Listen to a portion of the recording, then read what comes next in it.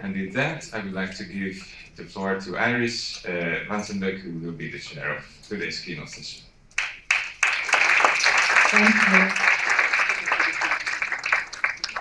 Thanks a lot, Balázs, for all your efforts and all your work on making this possible and organizing such a wonderful conference.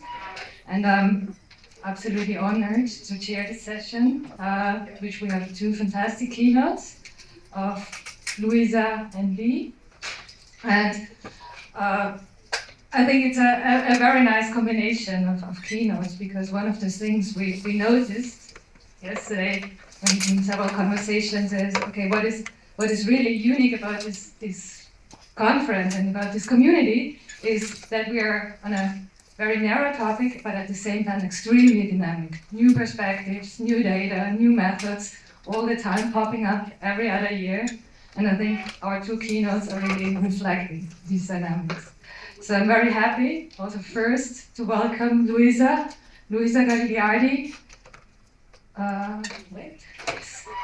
from Bocconi University. She's assistant professor there. Had a lot of contribution in the field of economic geography, connected with strategic decision making. And what I find extremely inspiring is that you kind of apply your cases to societally relevant topics, like really looking into inequalities, gender disparities at the work floor, gentrification, and all sorts of broader diversity topics. And I'm very happy to welcome you here. I think all your work was published and featured in all the important journals, and I'm happy and very much looking forward to your talk. Thank you. So welcome Luisa with me.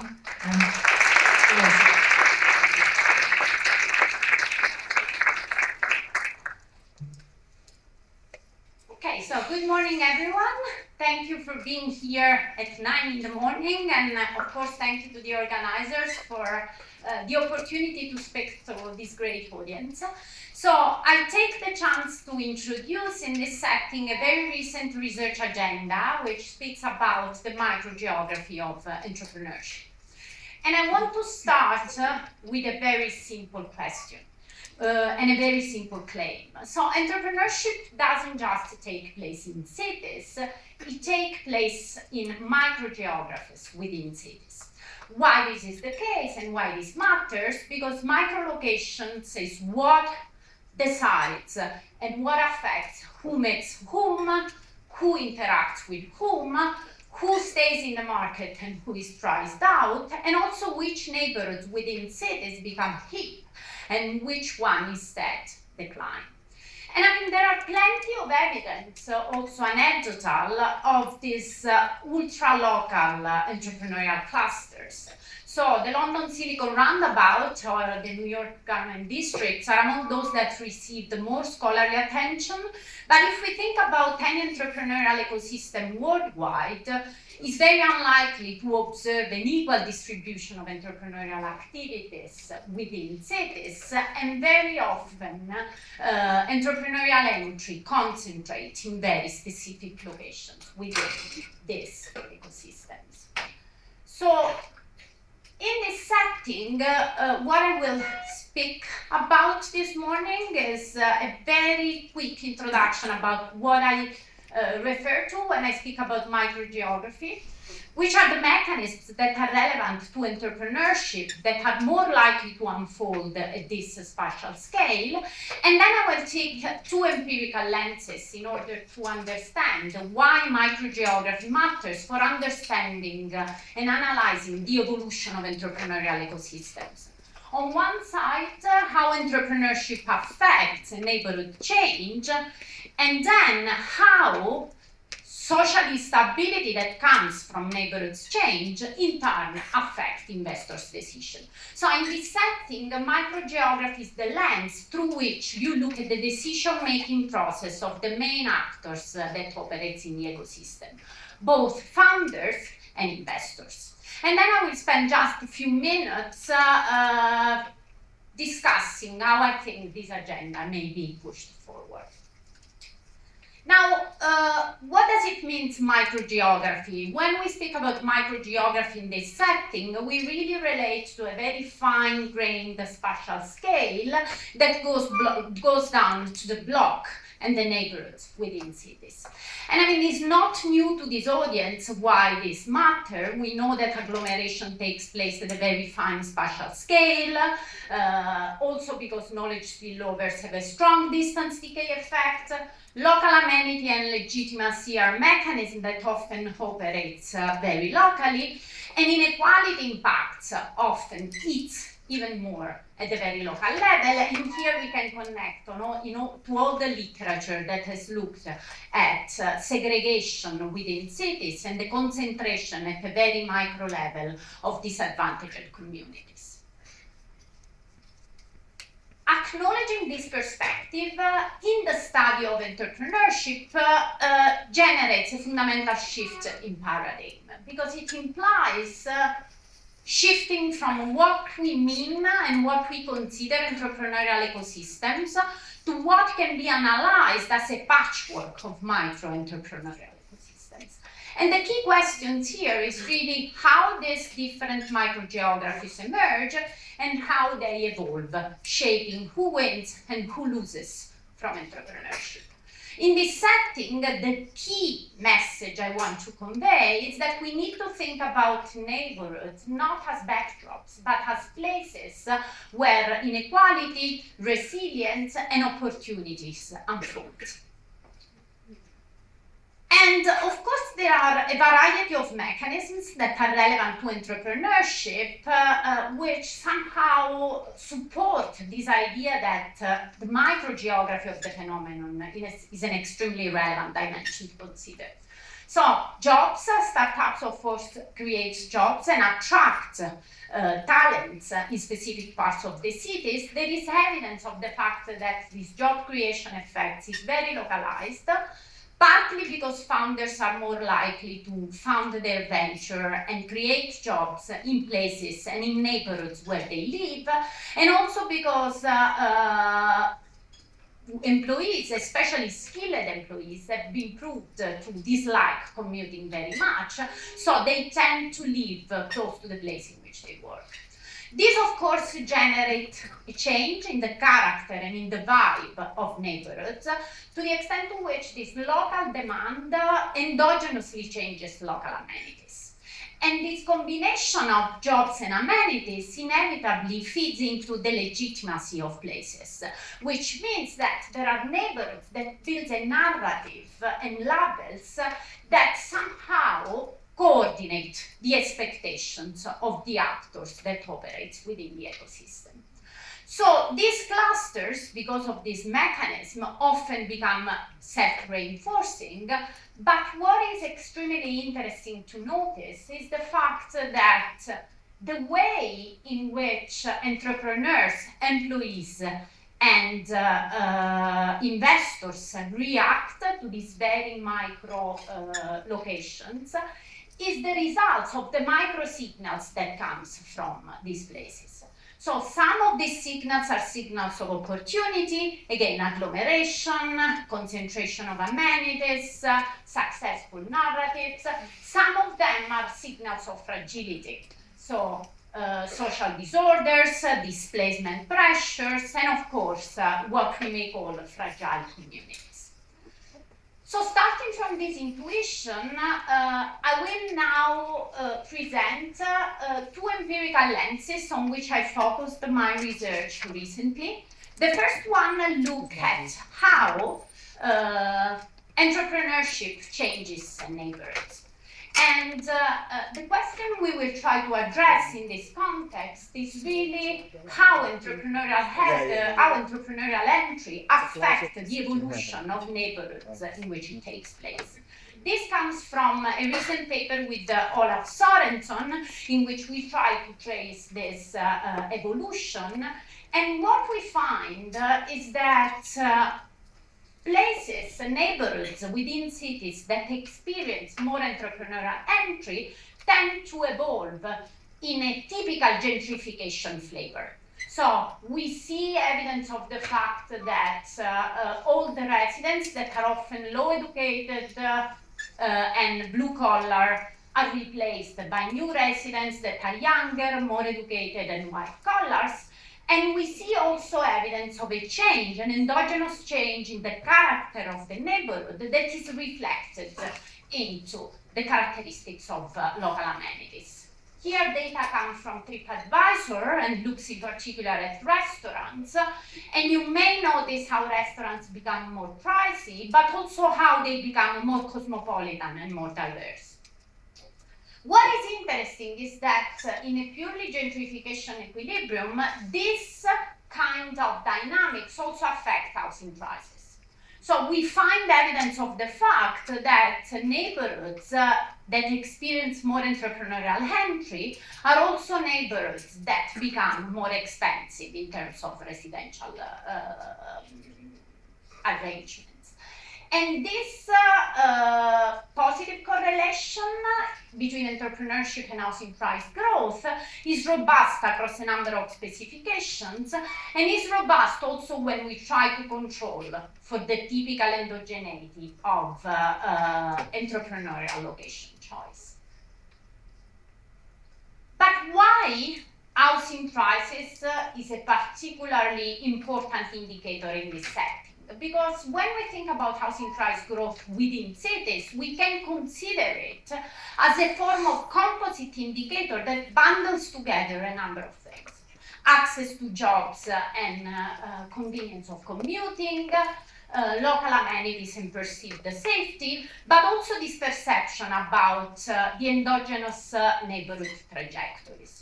So overall, what we try to document in this study is that neighborhoods that receive more entrepreneurial entry are more likely to see an increase in housing prices that is coherent with the gentrification phenomenon. And in fact, the change is much more relevant in neighborhoods that started from low levels of housing prices in the very beginning.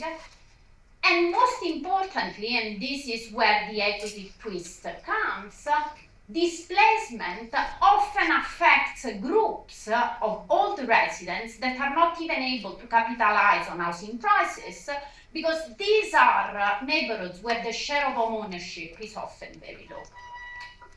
Now, this latter consideration gives you really a flavor of how much entrepreneurship can generate tensions within entrepreneurial ecosystems. And the same forces that create the hub and the vibrant community are also those that erode community stability, that may eventually generate discontent, and then can also translate into very extreme events of social unrest. And this is the bridge to the second lens I want to briefly mention, that has to do with how investors, who are the second key actors within entrepreneurial ecosystem, actually react to neighborhoods change, particularly when this neighborhood change brings to social instability. Now, this second line of research is rooted into a very recent work that has been developed with a colleague at Bocconi, Mario More, in which we try to look at how neighborhood-level social unrest affects investor decisions. And here we slightly change the angle of analysis, because we really look into the decision-making process of investors. Now, let me briefly mention that social unrest is a very interesting phenomenon. And it's a very interesting phenomenon because what we know from the sociological literature is that conditional on what we call neighborhood characteristics, fixed characteristics, so the local demographic composition, the ethnic mix, where and when social instability will escalate into violent disorder is almost random. which means that it's very difficult for investors conditional on fixed neighborhood characteristics to forecast in which neighborhoods you will experience violent disorders. And here on the slide, you see a very intuitive, descriptive evidence that connects to our main research question. Here what we do is to just plot the log amount of funding relative to the neighborhood mean across neighborhoods that experience increasing social unrest versus neighborhoods that experience decreasing social unrest. And what we see is that in neighborhoods that are socially unstable, the percentage of firms that loses opportunities for funding is remarkable. Meaning that investors do seem to react to micro signals that take place at the very local level. Interestingly, this effect is not necessarily associated with safety perception more in general, but is associated with disorders that are especially classified and particularly associated with social instability.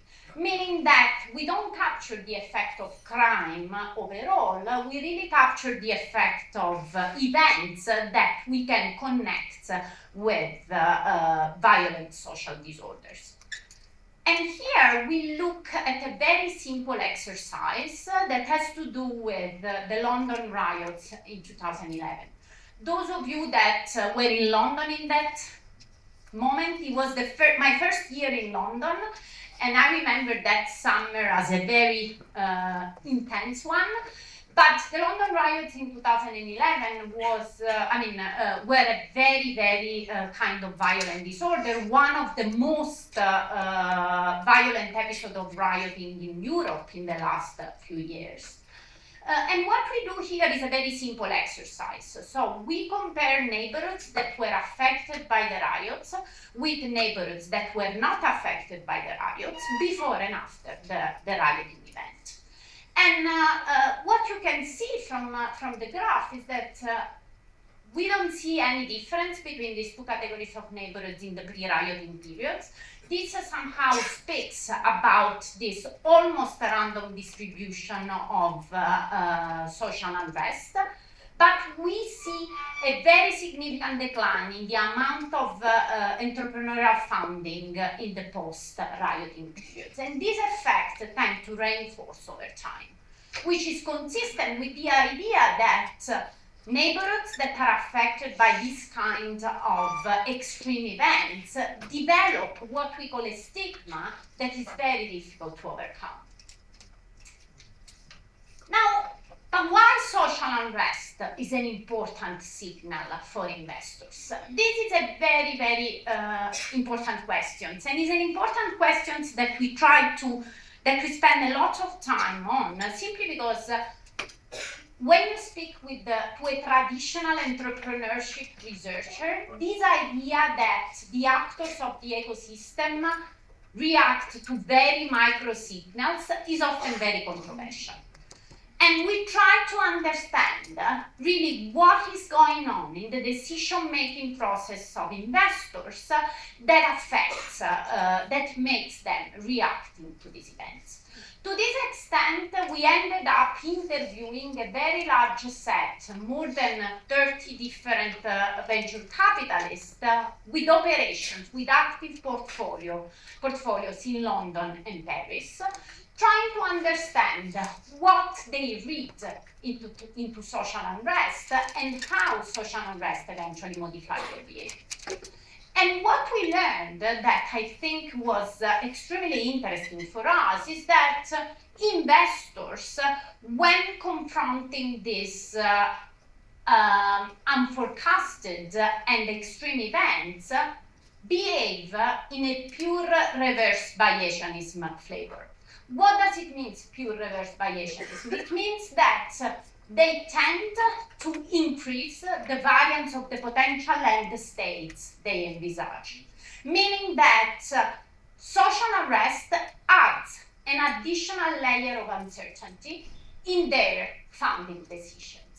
So this does not necessarily discourage them at all from investing in ventures that are located in socially unstable areas. They still pay a lot of attention on founder characteristics and idea characteristics, but even that when they do it in a completely different way.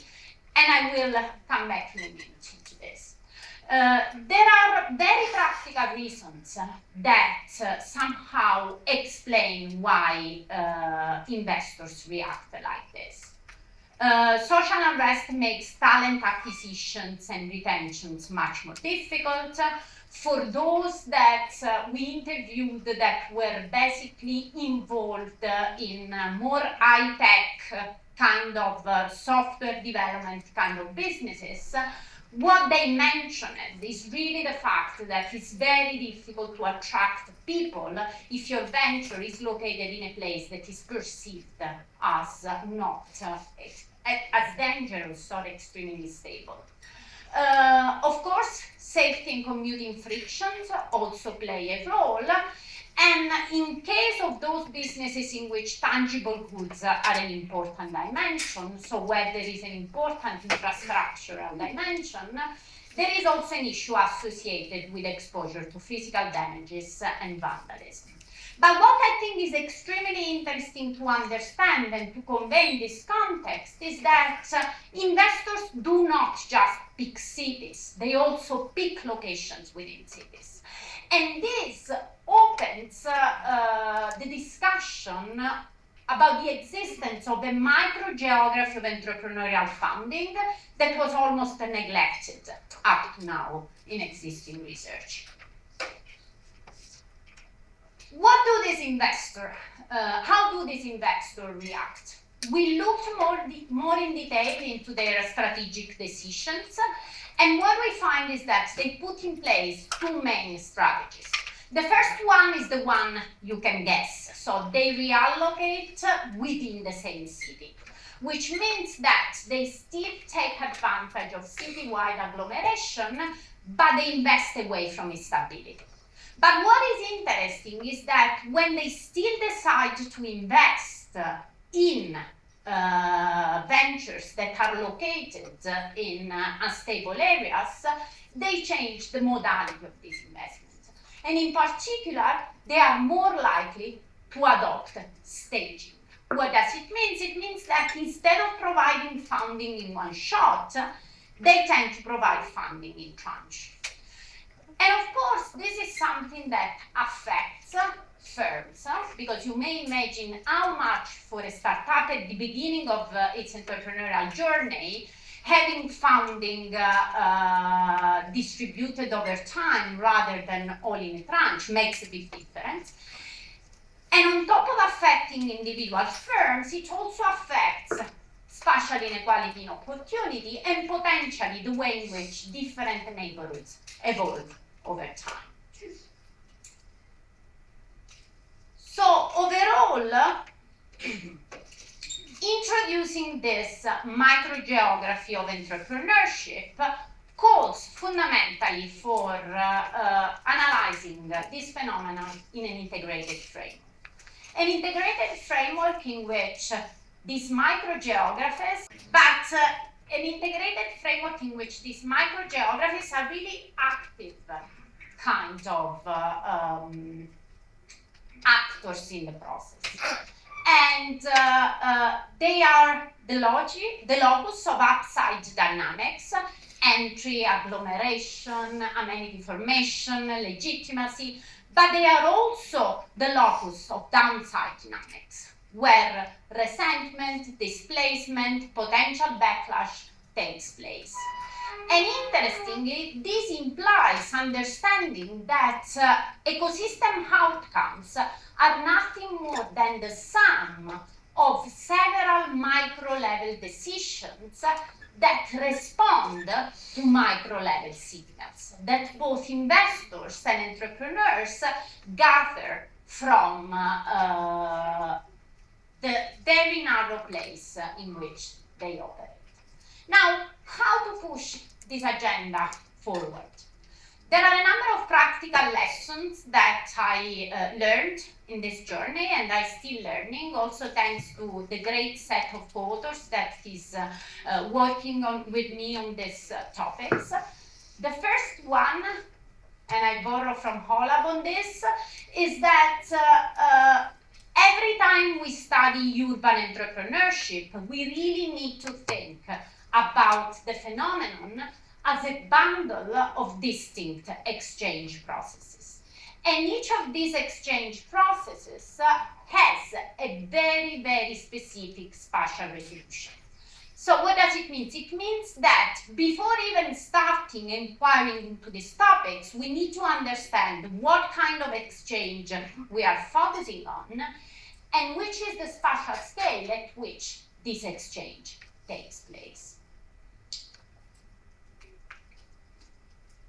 I'm worried about messing up things again. So the second kind of lessons that I learned is that we need to think about cities not like homogeneous kind of units of observation, but more as an organism. What does it mean? It means replacing city averages with fine-grained information and start thinking about the built environment as data per se. So streets, building, boundaries. Lesson number 3, of course, this reflects into identification. Why? Because when we think about a phenomenon which varies within cities, we necessarily need to think about shocks that take place within cities, and a very huge role here may be played by what we call boundary designs. So I grew up in the Department of Economic Geography, and I remember several seminars about spatial discontinuity kind of identification strategies. This is the setting in which this kind of research design are extremely appealing. And finally, mixed methods are not optional here. So who knows me knows that I'm mainly a quantitative kind of researcher, so at the very beginning it was very difficult for me to understand how to incorporate qualitative insights into my research. But when it comes to understanding the decision-making process of people and how they change their decision according to the signals that they gather from their contextual environments and that they interpret in a very, very individual and personal way, combining quantitative and qualitative evidence is fundamental. And it's even more fundamental now that we have great opportunities that come from very different typologies of data, more structured information that through machine learning techniques we can process in a much better way. So images, text, etc. Let me now give you a few hints on how I think this research agenda may be pushed forward. And of course, this is definitely a non-exhaustive kind of list of directions where we can go, but are things that I believe require, are aspects that I believe require a deeper reflection. So, first one, there is room for understanding the micro foundation of these very ultra-local clusters. What does it mean? It means understanding why some neighborhoods within the same city thrive while others lag behind.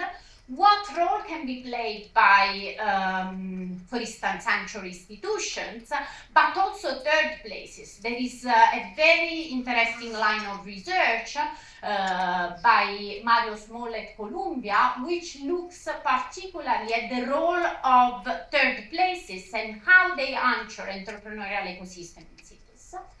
And of course, also this idea of understanding how place narratives and stigma affect the evolution of places and how they can be reinforced or overcame. Another very interesting line of research lies in what we call the political economy of microecosystem. So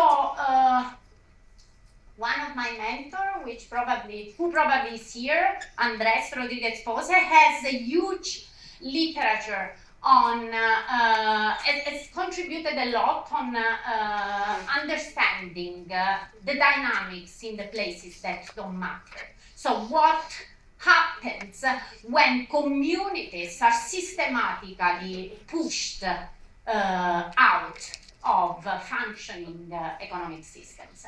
And the same research agenda may be redeployed within cities to understand who captured the gains and who instead loses off from entrepreneurship, and how this shapes micro-ecosystem fragility that may eventually end up into distributional conflicts. And then there is a very last point that I want to mention, which is an area in which I'm working actively in these days, which basically calls about integrating in a dynamic perspective microgeographies into the innovation pipeline. What does it mean? It means that we may think about microgeographies as individual domains, as a locus in which individuals experience and form their backgrounds.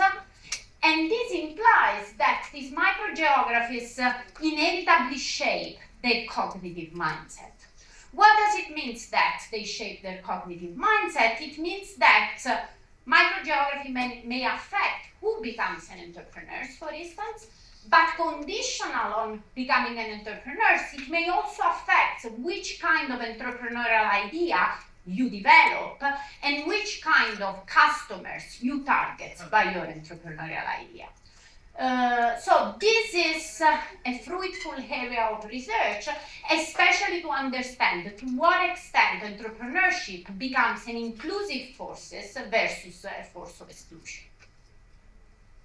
And let me finish with three core messages. So microgeography in this setting is the missing middle between firms and cities. I think this is a great community to contribute to this kind of research agenda, because it's a community in which there is a taste for this very microgeographic dimension. Neighborhoods in this setting shape opportunities and inequalities, and of course these two dimensions fit each other. And there is a lot of need of further research that tries to explain emergence, fragility, and inclusion at the very, very local level within cities. So, thank you very much.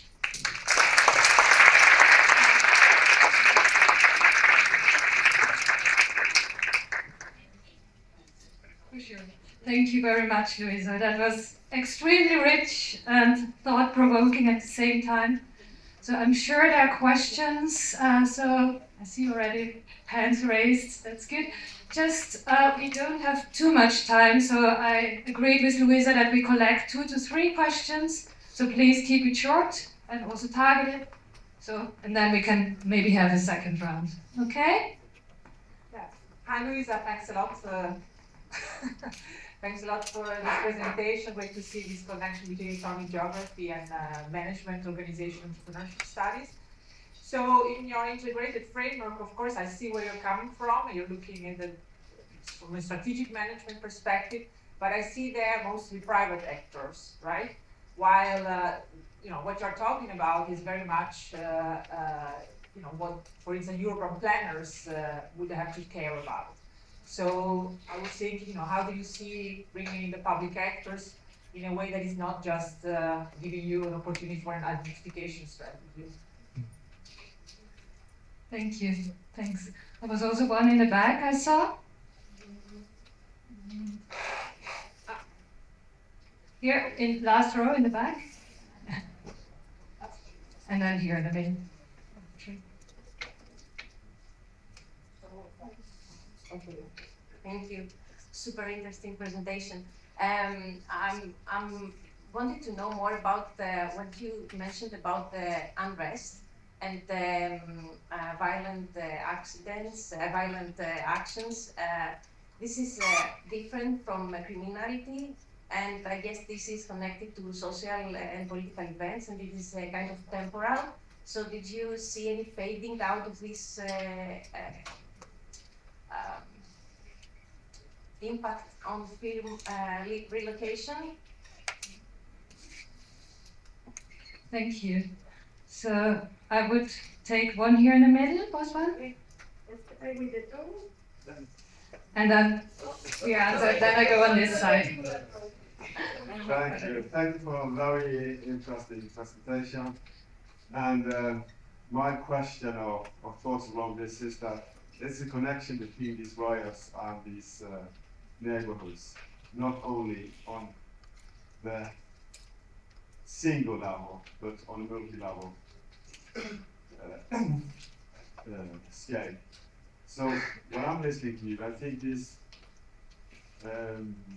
process you are describing, these neighborhoods are something in between agency and structure.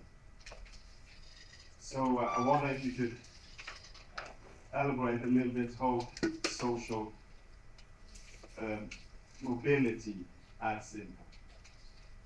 Because my guess is that in London you have a very class society, and they actually could have been better off with more social mobility linked to this processes of riots and neighborhood that you are describing.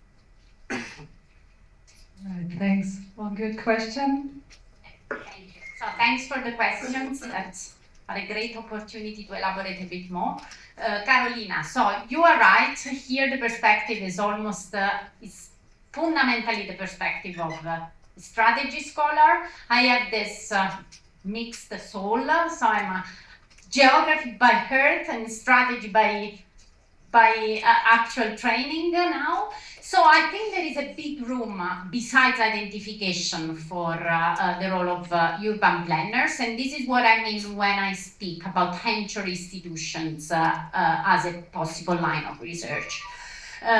This is an area in which there is very little. When with Mario we started with, and also with Olaf, when we started thinking about entrepreneurship from a micro level perspective, we really struggled in finding references that we could cite in a systematic way. And one of the main issue through our revision process was also this idea that most of this literature is citywide literature. So within cities, of course, this very micro political dimension that includes very local institutions plays a significant role. And in London, this is clearly very evident, for instance, because local councils have a lot of power. And they really can take different decisions on the management of their very microgeography, which can translate into the way in which places are perceived. This is the same in many US cities, and it's actually the same in general in many large cities worldwide. So I definitely think there is room for that direction. We will probably go into that, and of course we would love to see more also in this domain from other people that may got interested in these topics. About whether social unrest fades over time or not. Now, this is a very interesting question because it depends on whether the unit of observation is the firm or the neighborhood. So when we talked with our investors, what they told us is, look, if we have a venture that we really like, in the sense that we really think is promising in terms of value proposition, in terms of founder characteristics, what we do is that we often start investing in that venture, even if the venture is in an unstable area. And then if the investment is still generating returns, we move the venture physically in the neighborhoods that we like more. And again, this may be a solution for firms, for individual startups that are lucky enough to attract the attention of an investor, even if they are born in an unstable neighborhood, but they are not a solution for neighborhoods. In the sense that, if anything, these generate a vicious cycles in which entrepreneurial entry declines in these neighborhoods in a dynamic perspective, and these neighborhoods enter even more a spiral of decline. So I think understanding which is the scale that we care about triggers very different policy implications here. And then the role of social mobility. I mean, this is a very, very important aspect, which we don't cover in our paper, because as greedy kind of researchers, we care about identification, so we take out dynamics from the picture. But in a dynamic perspective, I think what feeds into instability, I mean, the absence of social mobility definitely feeds into instability. And what we noticed also, and we got this sense also interviewing a lot of policymakers in Milan, in London, and in Paris, is that it's not by chance that those neighborhoods that are more prone to these extreme events are not neighborhoods that are extremely deprived, are neighborhoods that are in the process of gentrification. So neighborhoods in which there is the coexistence of very wealthy people and very poor people. And of course, the resentment comes also from this psychological mechanism that connects to the inequality that these individuals observe on their daily life, and on the lack of perception of social mobility. So that's definitely a dimension that would be extremely interesting to include into the framework. Thanks a lot, Luisa. Unfortunately, we don't have time anymore for another round, but